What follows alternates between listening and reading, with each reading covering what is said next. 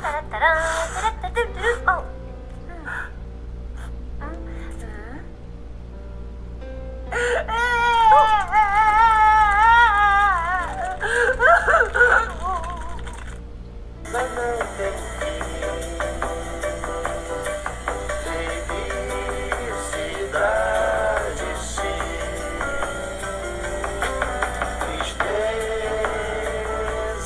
vai passar. Fica calma, já vai passar.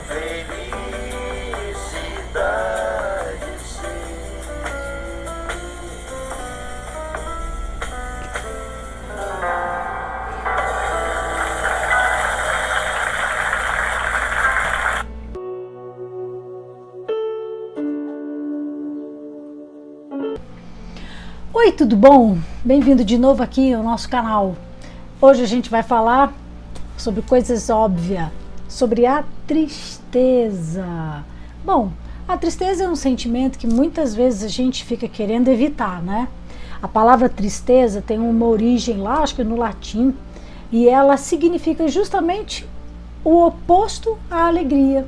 Então, a tristeza, ela vai ser caracterizada por justamente uma ausência de alegria. Os sintomas são essa falta de energia, a vontade de ficar amuada, de não querer falar com ninguém, de querer se afastar de todo mundo. Justamente o contrário do que acontece quando a gente está alegre, que quer estar com todo mundo, que quer se divertir, que quer falar com as pessoas, que quer mostrar para todo mundo que a gente está bem. Mas ela não é de todo mal. A tristeza é uma emoção que nos leva à reflexão. Muitas vezes a estar aí, mesmo que contrito, ao momento de refletir, a pensar, a rever algumas questões na nossa vida. Eu sei que muitas vezes a gente é levado a rever e a pensar em questões das quais a gente não quer pensar. Talvez por isso que doa tanto quando a gente está triste. A sensação de dor e de incômodo é grande, porque justamente a gente é levado a refletir e a pensar sobre aquelas coisas que a gente está tentando evitar. A tristeza ela pode ser motivada por muitos motivos. O principal deles é por alguma perda significativa. Pode ser a perda de alguém, a perda até de um objeto, de alguma coisa, de uma condição, mas em geral essa perda é tão forte na gente que causa essa sensação de contrição, de tristeza, de falta de alegria, de ausência total. O que me chama muita atenção é que a gente tem muita dificuldade de lidar com a tristeza.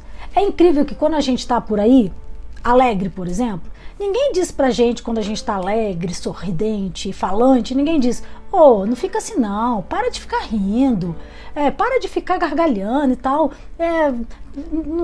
não deixa esse negócio te alimentar não, isso vai te destruir, ninguém fala isso, né? Mas quando a gente está triste, e até por um motivo justo, porque a tristeza também é uma emoção legítima, o que acontece? As pessoas batem no ombro da gente e dizem o quê?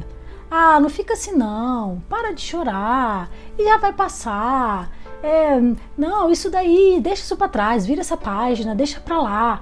E na verdade, tudo que a gente está precisando muitas vezes é viver e experimentar aquele sentimento. Se você viu Divertidamente, tcharam, vocês vão lembrar, por exemplo, que a alegria fazia de tudo para fazer a tristeza ficar alegre. E outra coisa interessante, tem uma cena clássica que ela pega, faz um círculo e volta, então ela desenha um círculo no giz, coloca a tristeza lá e diz para ela não sair daquele lugar.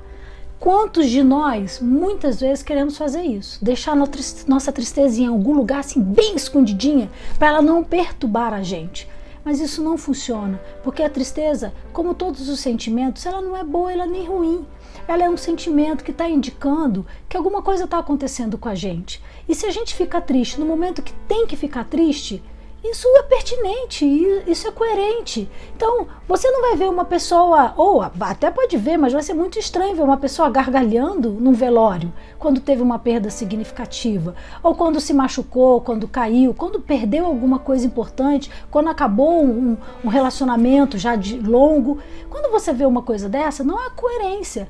É coerente que a gente fique triste, desanimado, sem muita gana, sem muita vontade de fazer alguma coisa, quando realmente alguma coisa aconteceu na nossa vida. E tentar apagar, tentar sufocar esse sentimento não ajuda em nada, ao contrário, só prejudica, porque ele fica ali de alguma forma martelando. Quando eu falei da alegria, lembra que eu disse que às vezes a gente usa a alegria como máscara, até mesmo para esconder nossa tristeza?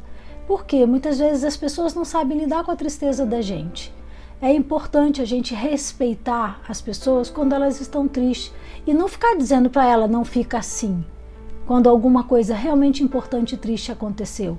É natural que elas fiquem assim.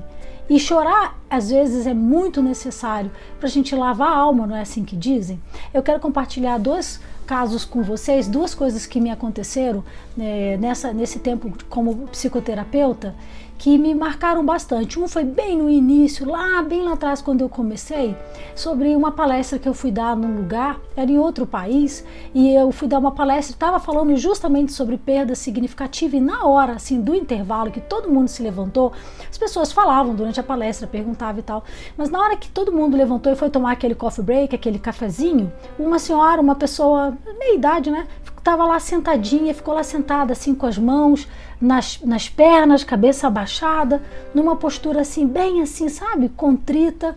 E aí olhei aquilo, cheguei perto dela, eu simplesmente me deixei levar pelo que eu senti na hora em que eu vi aquela mulher naquela posição. Sentei do lado dela, coloquei a mão no ombro dela e eu disse para ela, tá tudo bem, deixa sair o que você está sentindo. E ela começou a chorar compulsivamente. Ela havia tido uma perda super significativa recentemente na vida dela. E quando ela, depois de chorar bastante, ela me disse, todo mundo disse que eu não podia sentir, que eu não devia sentir aquilo, que eu devia ter outros sentimentos. Ninguém me escutou, ninguém deixou eu falar da minha dor, ninguém deixou eu falar da minha tristeza. Eu não falei muita coisa não, sabe? Eu só fiquei ali do lado dela, acompanhando ela e suportando o momento de tristeza dela. Por mais que aquilo pudesse até me gerar um incômodo, mas eu fiquei ali, só do lado dela naquele momento. Que ela me agradeceu, o pessoal foi voltando do coffee break e a gente voltou a conversar. Outro evento também que me marcou bastante, e aí foi dentro do consultório, foi também com um paciente, né? Nossa, um cara grande e tal, e ele trouxe assim uma história muito doída da infância dele. E ele começou a chorar também compulsivamente, aquele choro que faz barulho, sabe? Que a pessoa cansa de chorar. E eu me lembro também que eu levantei da minha cadeira, me coloquei ao lado dele, coloquei a mão sobre o ombro dele e comecei a bater assim no ombro dele, bater nas costinhas dele e dizer para ele, tá tudo bem, pode chorar, isso dói mesmo, é difícil mesmo. E eu fiquei ali, não disse mais nada e só fiquei ali. E ele chorou assim por um bom tempo. E quando ele acabou, ele olhou para mim e ele falou uma coisa assim inesperada. Ele olhou para mim e disse assim, ninguém nunca me consolou assim. E me agradeceu. E eu fiquei pensando, nossa, mas eu não disse nada. Eu não disse nada para consolar ele. Eu não disse já vai passar, vai melhorar, nada disso. Eu só fiquei ali enquanto ele deixava toda aquela energia, toda aquela dor, toda aquela coisa sair. Eu só coloquei a mão, o braço sobre o ombro dele e fiquei ali do lado dele enquanto ele sentia aquela dor, que não foi pequena, pelo menos era o que eu percebia quando eu estava do lado dele. E aí eu aprendi uma coisa sobre a tristeza. Aprendi, na verdade, 2 coisas. Uma que é difícil lidar com a tristeza do outro. Muitas vezes pra gente, quando a gente diz pro outro, não fica assim, não chora não, é por causa da nossa angústia de lidar com a tristeza do outro. Do que eu não vou ter o que dizer pro outro, eu não vou ter o que falar, eu não sei o que dizer pra outra pessoa, e aí eu fico tão angustiada que eu quero que ela pare de chorar logo e que aquela cena acabe logo. Eu queria dizer pra você que não tem que falar nada. Uma pessoa que está sentindo a dor de uma perda, ela sabe que nenhuma palavra que você disser vai trazer um consolo que você está achando que vai ter que dar para ela. Muitas vezes o que uma pessoa que está triste, com a dor da tristeza quer, é simplesmente isso, que você fique ali seguro na mão dela, enquanto ela passa por esse momento de fragilidade. Então, a primeira coisa é que a tristeza do outro pode gerar um incômodo em mim. Ficar do lado do outro e se permitir, mesmo sentindo esse incômodo, estar ali e permitir que o outro expresse a sua dor, a sua tristeza, sabe? enquanto você está ali segura na mão dele, é o melhor que você pode dar para ele. Não precisa ficar pensando em palavras mirabolantes, sábias, para dizer para a pessoa nessa hora. A maioria de nós sabe que não tem muito o que dizer nesse momento. A segunda coisa que eu acho que é importante, tem muito a ver com isso que eu acabei de dizer. Se você está com medo, não sabe o que dizer, não diga mesmo nada. Evite palavras do tipo não chora não, deixa pra lá, isso vai passar, entendeu? Foi melhor assim, sabe? Essas coisinhas que na verdade não ajudam em nada. Isso não é consolar. Isso não é realmente, vou dar uma palavra de ânimo.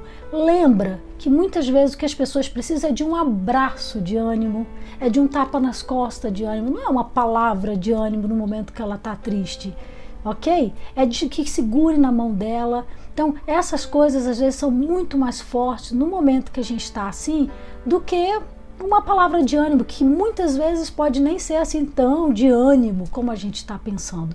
Ok?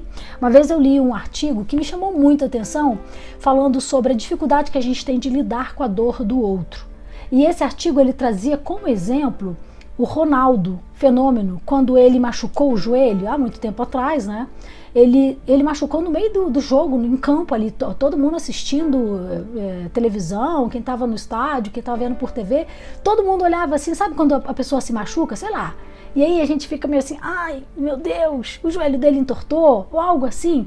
E esse artigo ele dizia que a gente tem dificuldade, ou que a gente quer que aquele outro seja logo atendido, que é para poder ser tirado das nossas vistas, é mais por nosso incômodo do que realmente uma solidariedade ou uma compaixão com a dor do outro. É porque aquela dor incomoda a gente. Então quando a gente fala assim, nossa, ele machucou, leva logo ele para o hospital, ou sabe, uma fratura exposta, uma coisa assim mais gritante, na verdade a intenção é tira ele da minha vista, porque a dor do outro nos incomoda, porque isso nos remete à nossa dor também.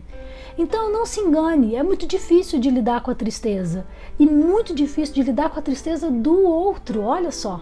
Então muitas pessoas às vezes ficam sem entender por que as pessoas, os outros têm essa atitude de dizer coisas, de não compreender, de poxa, não está percebendo que eu não estou bem?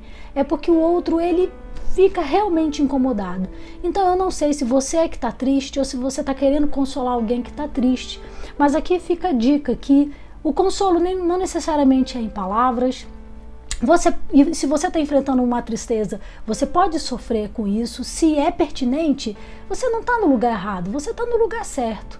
E ao contrário da música que a gente ouviu lá no início, que dizia tristeza não tem fim, felicidade sim, eu queria dizer para você que tristeza tem fim sim. Que, como eu disse em um outro vídeo, os sentimentos, eles não são eternos. Eles vão e eles vêm. Eles são como as ondas do mar. Então ninguém fica triste para sempre, como ninguém fica alegre para sempre.